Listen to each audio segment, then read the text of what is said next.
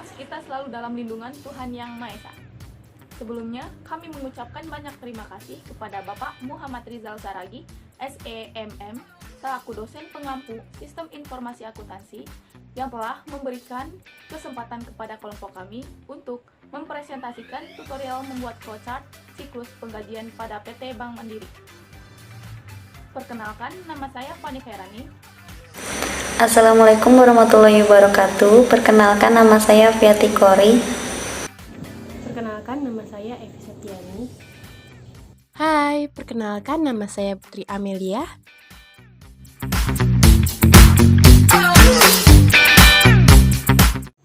Bank Mandiri didirikan pada tanggal 2 Oktober 1998 sebagai bagian dari program perbankan yang dilakukan oleh pemerintah Indonesia. Pada bulan Juli 1999, 4 bank pemerintah yaitu Bank Bumidaya, Bank Dagang Negara, Bank Ekspor Impor, dan Bank Pembangunan Ekonomi Indonesia dilebur menjadi satu menjadi Bank Mandiri, di mana masing-masing bank tersebut memiliki peran yang tak terpisahkan dalam pembangunan perekonomian di Indonesia. Sampai saat ini, Bank Mandiri terus meneruskan tradisi selama lebih 140 tahun berkontribusi dalam dunia perbankan dan perekonomian di Indonesia. Setelah melalui proses konsolidasi dan integrasi menyeluruh di segala bidang, Bank Mandiri berhasil membangun organisasi bank yang solid dan mengimplementasikan core banking system baru yang terintegritas, menggantikan core banking system dari 4 bank legasi sebelumnya yang saling terpisah. Sejak didirikannya, kinerja Bank Mandiri senantiasa mengalami perbaikan, terlihat dari laba yang terus meningkat, dari 1,18 triliun di tahun 2000 hingga mencapai 5,3 triliun di tahun 2004. Bank Mandiri melakukan penawaran saham perdana pada tanggal 14 Juli 2003 sebesar 20% dan ekuivalen dengan 4.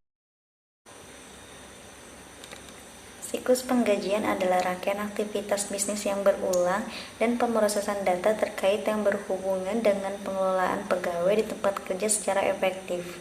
Sistem penggajian adalah proses mengatur segala sesuatu yang berkaitan dengan proses pembayaran upah karyawan dan pengajuan pajak pekerjaan.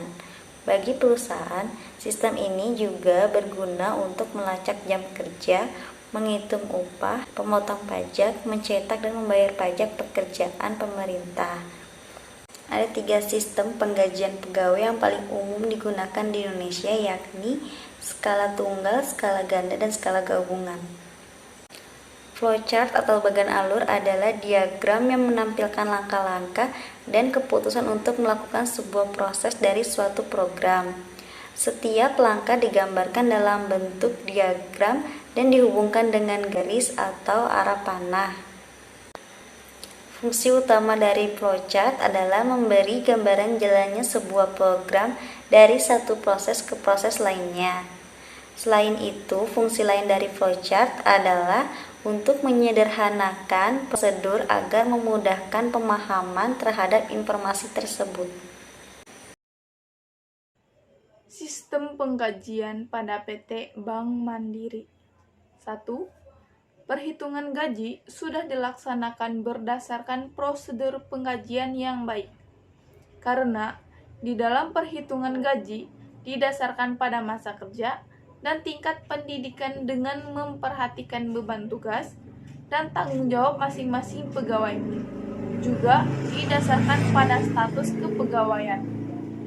Yang kedua, dalam perhitungan gaji dengan menggunakan komputer, data yang digunakan tidak berasal dari catatan waktu hadir dan waktu kerja, tetapi memang sudah terprogram, di mana besarnya gaji setiap pegawai sudah ditentukan oleh kantor pusat berdasarkan pangkat atau level, sehingga catatan waktu hadir dan waktu kerja tidak berpengaruh dalam perhitungan gaji pegawainya.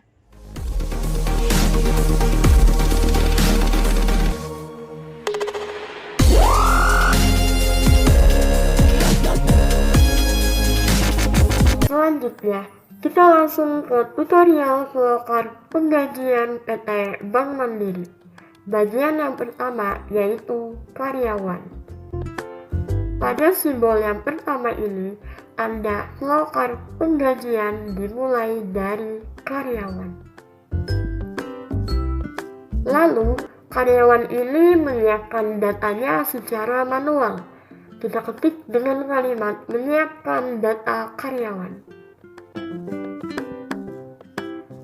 Data ini dibuat menjadi 2 rangkap dokumen.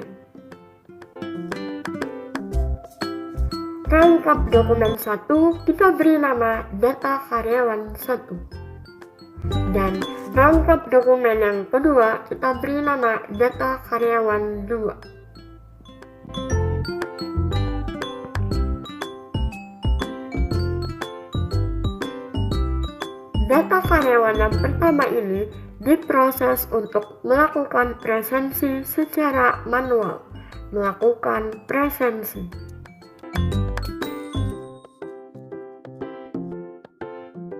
Sedangkan data karyawan yang kedua ini diberikan ke bagian PSDM. Di sini kita sudah mulai memasuki bagian kedua, yaitu bagian PSDM atau HCD. Kita hubungkan dengan memakai konektor simbol yang artinya menyatakan sambungan dari proses ke proses lainnya dalam halaman yang sama.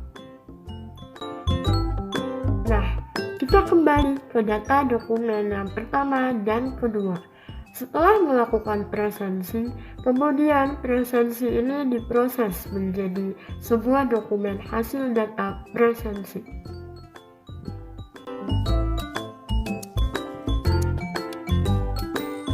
Kita beri konektor simbol 2.